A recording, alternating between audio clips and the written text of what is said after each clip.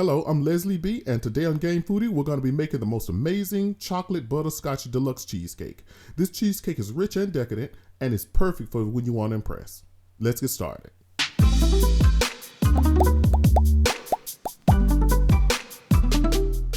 Okay, go ahead and preheat your oven to 300 degrees Fahrenheit, which is about 149 degrees Celsius for those of you who use Celsius.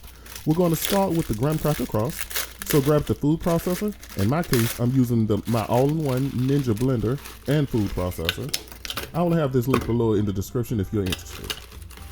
Okay, now for the crust, I'm just gonna crack up 2 packs of graham crackers. Of course, you can use chocolate graham crackers for this if you choose to. I'm going to add the graham crackers to the food processor, and I'm just gonna break them up a bit just so they all fit in the food processor. Personally, I think simplicity of the graham cracker crust is what makes cheesecakes a nice go-to dessert.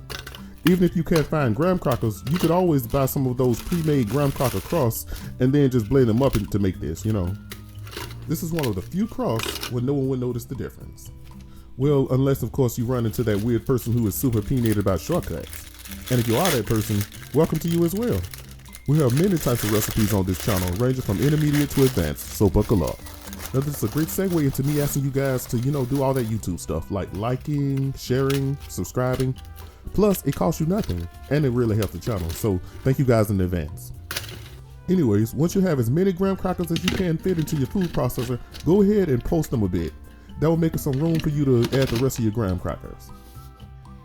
Alright, I just placed the top on the food processor, and I'm adding on top the lightweight, convenient motor.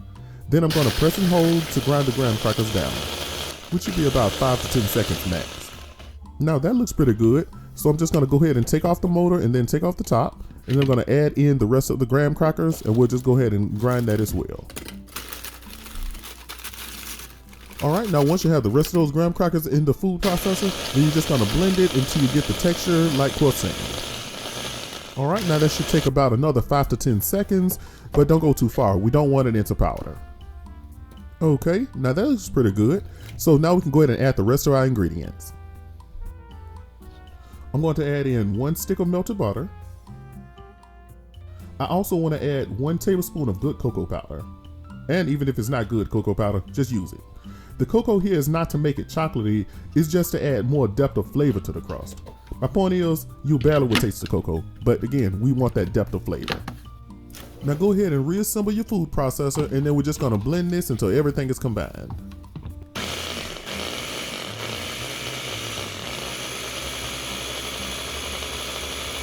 Once you got everything blended, I like to go in with my spoon and just stir everything around just to make sure everything is well combined, and scrape down those sides. And then that'll be it for making the crust. All right, now I'm gonna go ahead and remove the blade of the food processor. I'm just gonna use my spoon to clean off the little bits around it. And then we're gonna go ahead and get this graham cracker into the pan. I'm just gonna put that aside. And I'm gonna grab a 9-inch springform pan. Now this is your standard heavy-duty springform pan. If you're not familiar with springform pans, they're just a pan where you can remove the sides. I do prefer the lighter pans for cheesecakes as they do not absorb the heat in the oven as much, so they won't cause any excess browning. I am spraying the pan with some vegetable oil cooking spray, but you can feel free to use melted butter if you like. This springform pan is also part of a set that I will have linked in the description. Now you want to go ahead and spread the graham cracker crumbs into the bottom of your springform pan.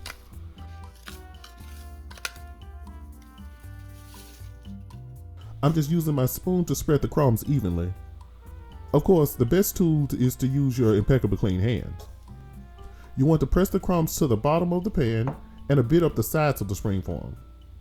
I'm not doing it here, but you could also use a glass to do this. Now that we have the crumbs spread evenly, that's our crust.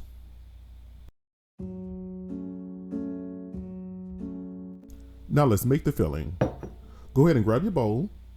We're starting out with 3 packages of room temp cream cheese.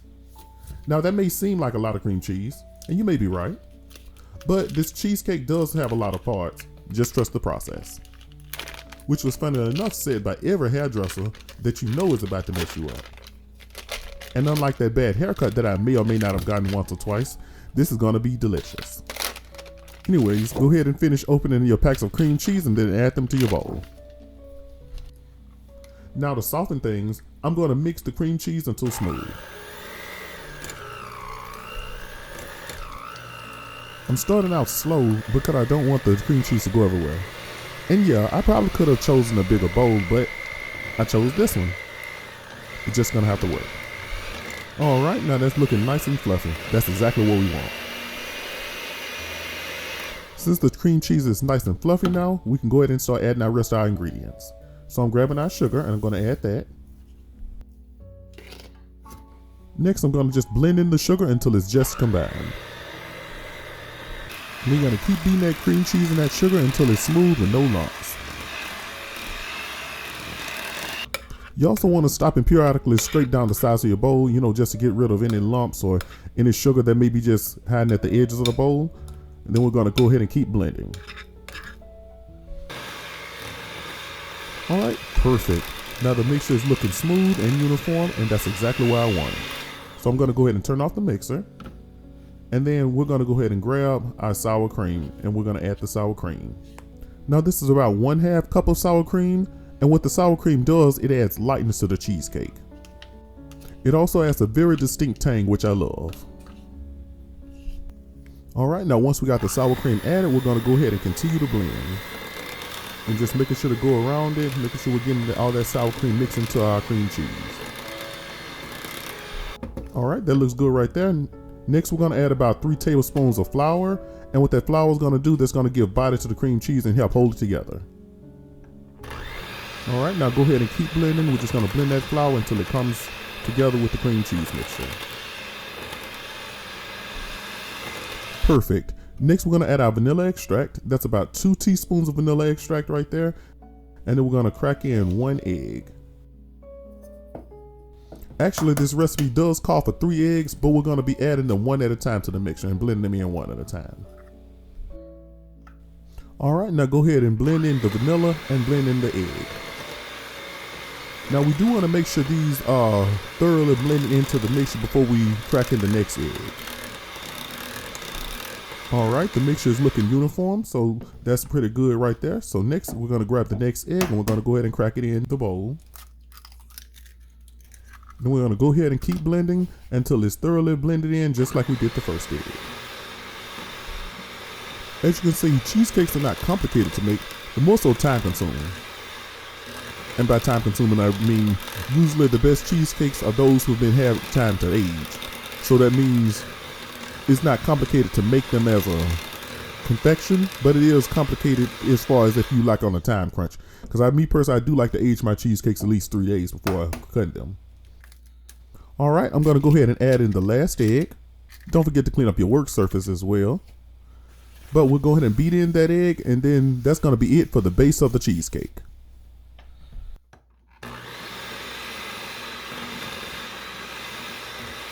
All right, now that's it for the base, and let's go ahead and push that aside.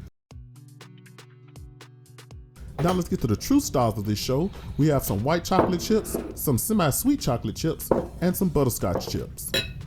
This is how we're gonna get the 3 layers of our cheesecake.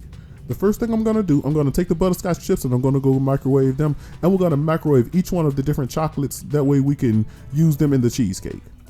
Now that all the chocolate is smooth and creamy, we can begin the next step. I'm gonna go ahead and start with the butterscotch chips, and I'm just gonna put the white chocolate and the semi-sweet chocolate aside for now. All right, now I have let my butterscotch cool down a bit. I'm gonna go ahead and grab my cheesecake base, and I'm gonna take a little bit of the cheesecake base, about 1 cup and 1/2, and I'm gonna spoon that into the butterscotch mixture, and I'm gonna mix that up together.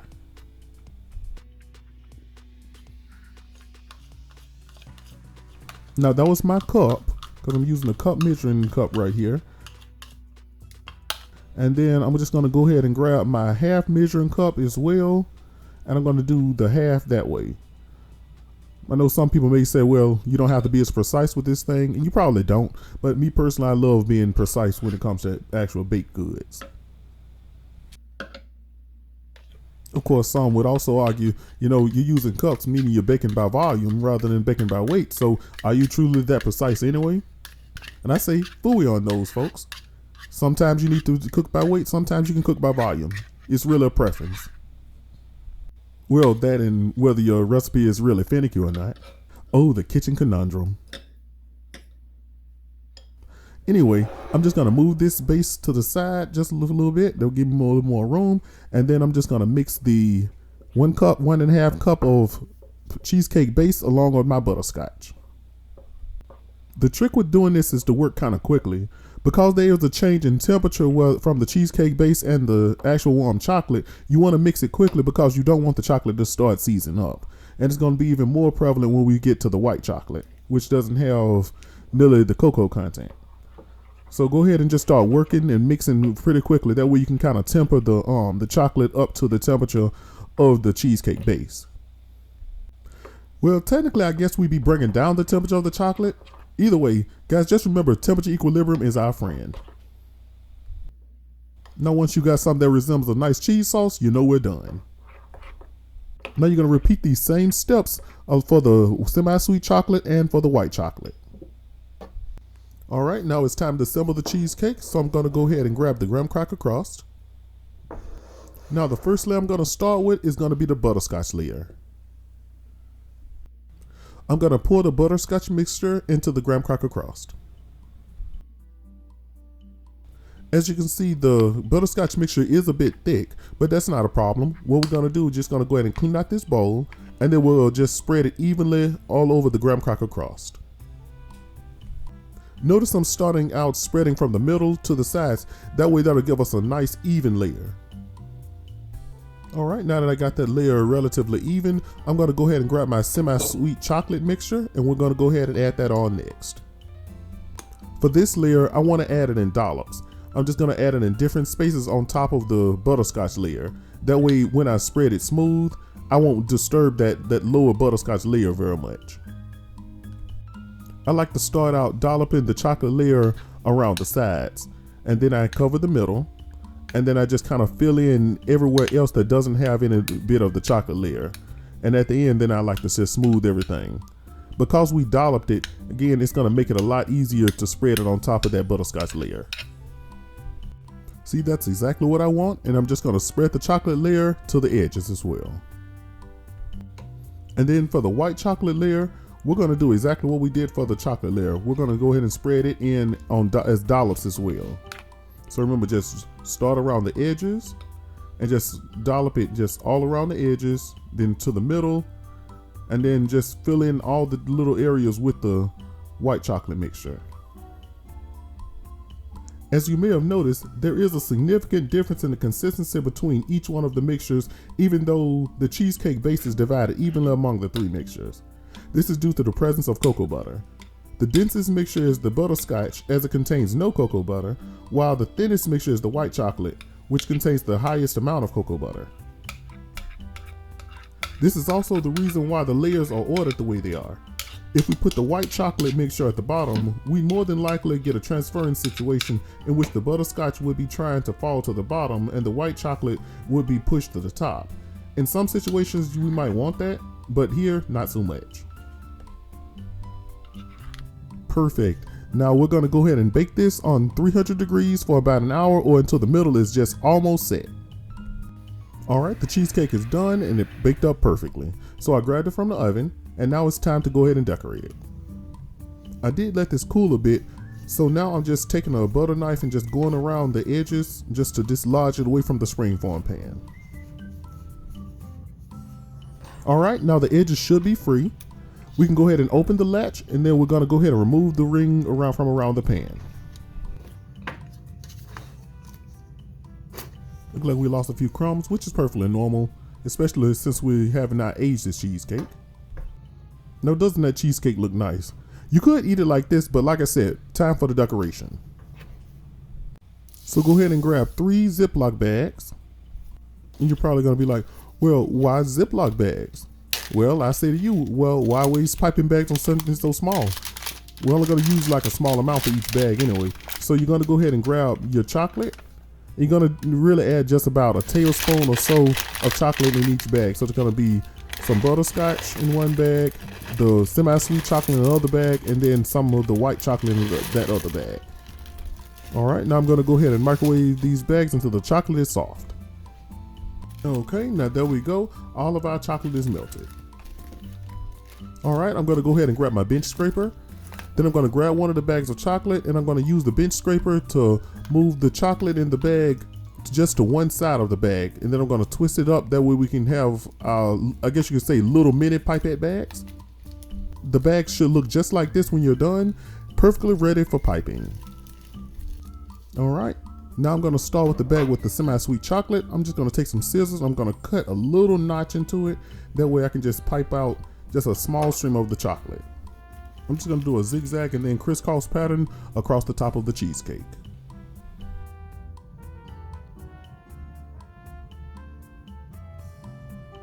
Next, I'm going to take the bag with the butterscotch and I'm going to use the scissors just to cut a little small hole just like I did for the chocolate one. And then we're going to go ahead and pipe that as well.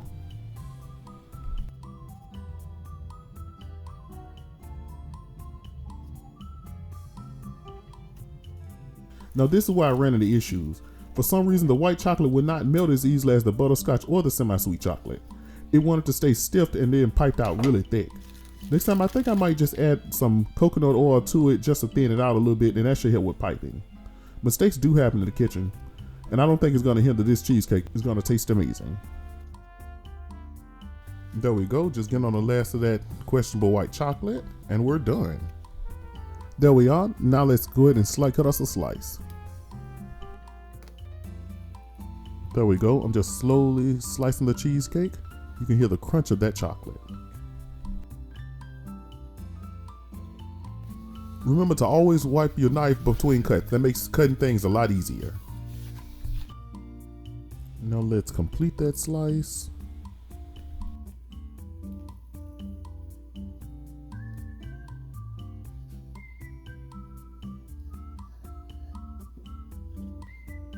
And I'm going to use this pie server to just retrieve the most perfect slice.